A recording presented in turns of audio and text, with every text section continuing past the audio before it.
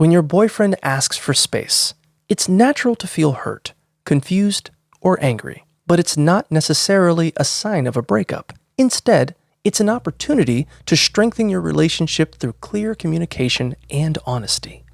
Begin by discussing his feelings calmly, actively listening to his reasoning without interruption or defensiveness, and then openly discussing the amount of space he needs. Don't be afraid to compromise on the type and duration of space, starting with small shifts if necessary. Maintain a calm demeanor, avoid assumptions and yelling, and remind yourself that this is a way to strengthen your bond.